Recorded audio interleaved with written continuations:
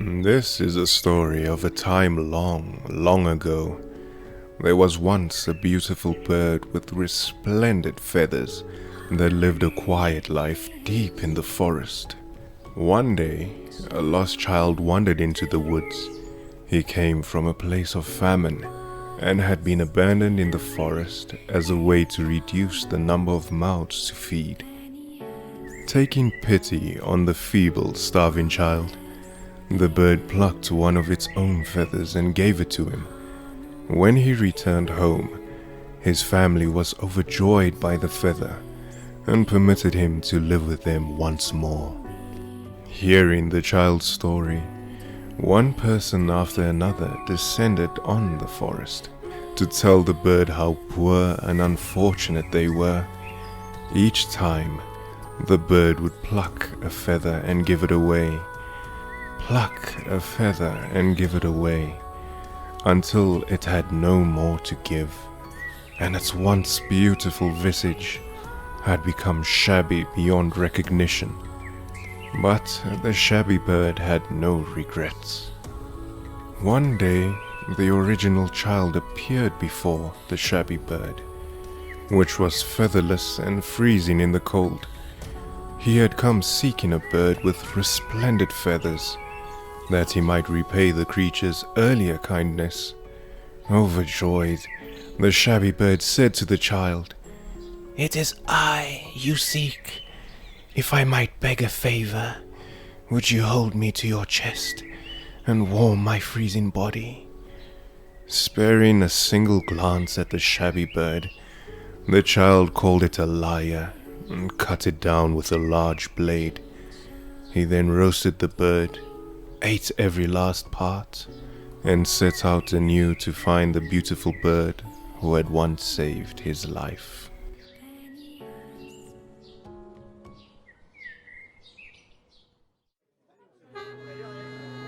This is an old story. A beautiful bird with brightly shining feathers lives silently and carefully in the depths of a forest. One day, a child abandoned as a burden wandered into the depths of the forest. The bird took pity on the starved and sunken child and pecked off one of its feathers to give the child. The child brought it back and pleased his relatives, and he was able to live with his family again. Hearing the story, people barged into the forest one after another and told the beautiful bird of how poor and unfortunate and how unrewarded they were. The beautiful bird took pity on them and gave them one shining feather after another, and when it gave its last feather, the bird's beautiful body was reduced to a sorry state. However, the ugly bird did not have any regrets. The ugly bird that had lost its feather was freezing in the cold, and the child from before appeared in front of it. He told it that he was searching a brightly shining bird to repay his debts. The ugly bird was overjoyed and told the child of its desire. "That was me. Please, would you not keep me warm in your chest?"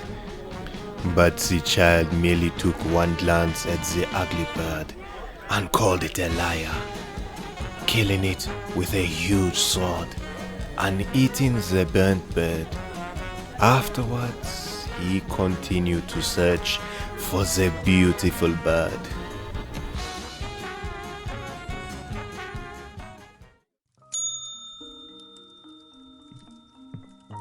I will tell you another tale, my master. This is a tale of a beast from long, long ago. It was a beast that lived in a cavern's deepest, most untouched depths. It had massive horns, a body like steel, breath of scorching fire. The peace-loving villagers hated this monstrous beast with the head of a bull and the body of a human. They feared it, and soon the beast came to be known as the Minotaur, of the Labyrinth.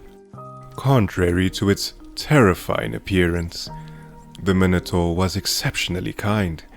Not only did it refrain from harming other creatures, it took great care not to trample flowers beneath its oafish feet as it walked. Indeed, the reason it lived so deep inside a cavern was to help avoid frightening the villagers.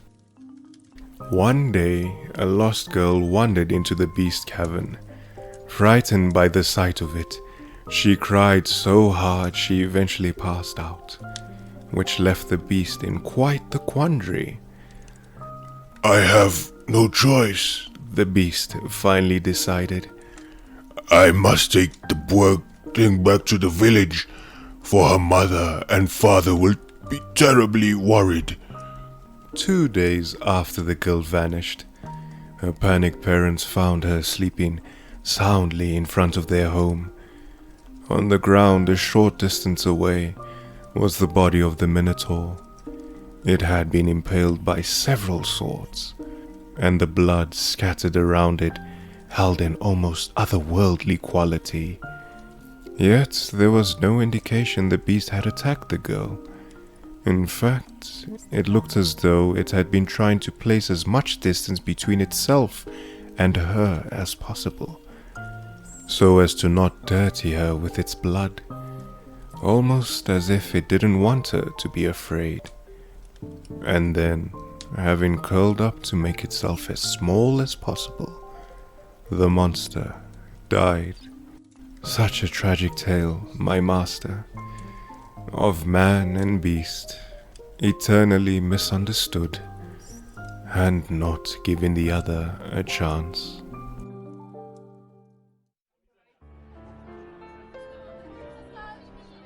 The beast lived in the depths of the caves.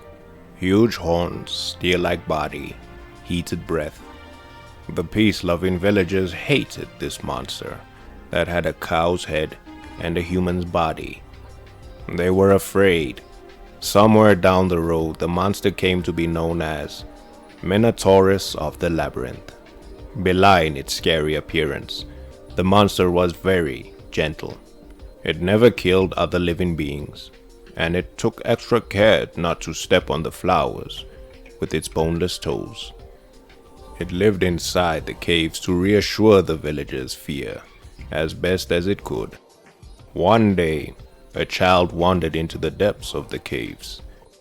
The girl saw the monster and began screaming and crying, eventually losing consciousness due to fatigue.